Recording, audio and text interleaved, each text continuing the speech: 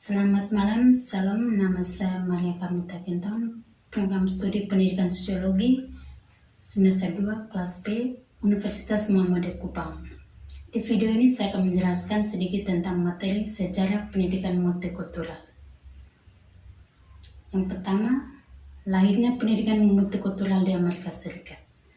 Pendidikan multikulturalisme lahir pertama kali dimunculkan oleh Banks pada tahun 1960.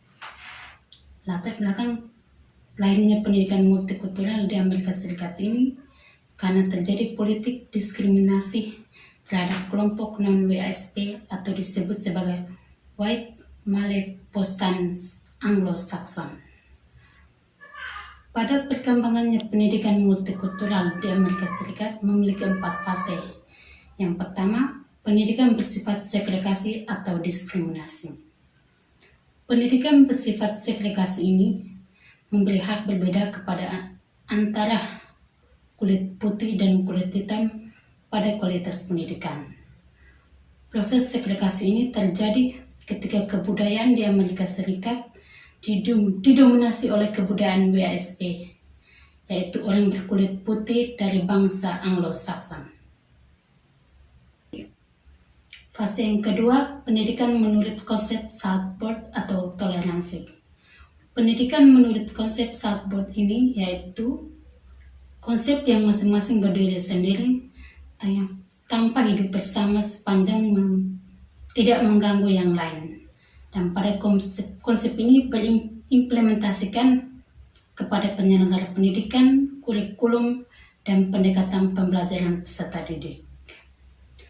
Fase yang ketiga, konsep melting pot atau inklusif. Pada konsep melting pot atau pembaruan, yaitu masing-masing kelompok etnis menyadari ada perbedaan budaya di antara mereka dan mereka berusaha membina hidup bersama meskipun adanya perbedaan itu. Dan pada fase ini juga pendidikan di Amerika Serikat mengedepankan sikap inklusif dengan segala keunikan dan perbedaan yang ada. Dan fase yang keempat yaitu pendidikan multikultural atau pluralisme.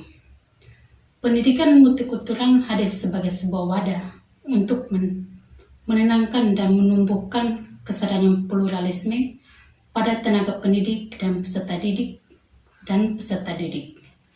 Maka dari situ pendidikan multikultural melahirkan sebuah pedagogik serta pandangan baru mengenai praksis pendidikan dan memberikan kesempatan serta penghargaan yang sama kepada peserta didik. 3. Pokok pembahasan yang kedua yaitu perkembangan pendidikan multikultural di Indonesia. Di Indonesia ini, pendidikan multikultural sudah mulai diwacanakan pada tahun 2000 dan penerapannya dimulai sejak tahun 2010 sehingga pendidikan multikultural di Indonesia masih relatif dan juga masih belum banyak dipahami oleh masyarakat maupun peserta didik yang ada di Indonesia. Dan ada beberapa alasan mengapa pendidikan multikultural di Indonesia perlu diterapkan karena ada alasan pendidikan multikultural di Indonesia perlu diterapkan karena ada beberapa konflik, yaitu yang pertama, persamaan masalah sosial di Indonesia dengan Amerika Serikat. Dengan adanya kesamaan permasalahan sosial antara kedua negara, Indonesia dan Amerika Serikat ini memiliki tujuan yang sama, yaitu ingin menciptakan masyarakat yang adil dan demokratis dalam masyarakat yang plural. Keberhasilan Amerika Serikat dalam menerangkan pendidikan multikultural di lembaga pendidikan sangat relevan jika teori, metode, dan strategi yang digunakan di lembaga pendidikan di Indonesia karena prinsip utama yang ditekankan adalah persamaan hak dan keadilan sosial dalam mendidik murid yang beragama. 2. Indonesia sebagai negara rawan konflik. Pendidikan multikultural di Indonesia dilatar belakangi oleh peristiwa sejarah sejak zaman kerajaan seperti kekerasan, pemberontakan, pembumihangusan, pembunuhan, perpecahan, dan ancaman disintegrasi bangsa yang terjadi sejak zaman kerajaan Singosari, Majapahit, Goa, dan Mataram.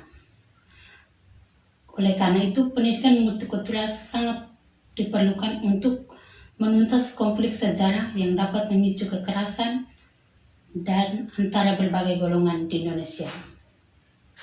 Karena tujuan utama pendidikan multikultural adalah untuk menghapus semua subjek-subjek mengenai ketidakadilan, kemiskinan, penindasan terhadap kelompok mayoritas, dan berbagai bidang seperti ekonomi, sosial, budaya, dan pendidikan. Yang ketiga, sebagai gerakan transformasi pendidikan. Gerakan transformasi pendidikan ini muncul akibat kondisi pendidikan di Indonesia yang terlalu konservatif dan konvensional. Oleh karena itu, pendidikan multikultural ke dalam kurikulum pendidikan di Indonesia sangat penting karena kondisi masyarakat di Indonesia yang sangat selalu mengalami konflik hanya karena perbedaan golongan. Selain itu, adanya dukungan dari beberapa pakar pendidikan bahwa konsep pendidikan multikultural sangat tepat ditransformasikan ke dalam kurikulum pendidikan Indonesia. Yang keempat, tuntutan kesetaraan gender dalam lembaga pendidikan. Di Indonesia, ketidaksetaraan gender dilakukan di lingkungan pendidikan sudah lama tuntas, sehingga apabila masih ada perempuan dianggap tidak memiliki kemampuan yang sama dengan laki-laki, maka itu adalah masalah keterbatasan kemampuan. Dan secara persoal juga yang dimilikinya, ada beberapa kasus yang terjadi pada saat ini, seperti kasus yang dirugikan adalah gender laki-laki karena mereka selalu dituntut untuk bekerja dan menafkahi perempuan dan anak. Perempuan hanya mengharapkan nafkah dari laki-laki dan semua tanggung jawab keluarga hanya dibebankan kepada suami. Sehingga banyak istri yang hanya bisa menghabiskan hasil keringat suami dengan belanja semaunya tanpa mempertimbangkan kerja keras seorang laki-laki. 5. Pendidikan nasional harus berbasis kearifan lokal. Pendidikan multikultural untuk menumbuhkan kesadaran kearifan lokal dengan masuknya Indonesia sebagai masyarakat global sebagai dampak perkembangan teknologi. Maka masyarakat Indonesia bisa saja kehilangan keaslian budayanya atau kearifan lokalnya karena tentu yang dibawa oleh masyarakat global adalah budaya barat.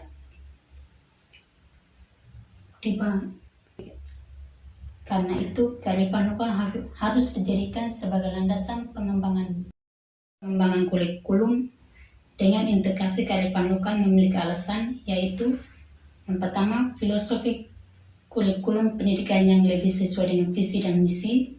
Yang kedua, pembelajaran berbasis secara kualitatif bukan berdasarkan materi secara kuantitatif. Yang ketiga, teori belajar yang diterapkan mengutamakan aspek kearifan lokal. Yang keempat, proses pembelajaran menerapkan peserta didik sebagai anggota yang aktif merdeka. Dan yang kelima, evaluasi belajar meliputi keseluruhan aspek kemampuan dan kepribadian peserta didik. Mungkin hanya itu saja yang saya dapat jelaskan terkait dengan materi sejarah pendidikan multikultural. Akhir kata, sekian dan terima kasih. Salam.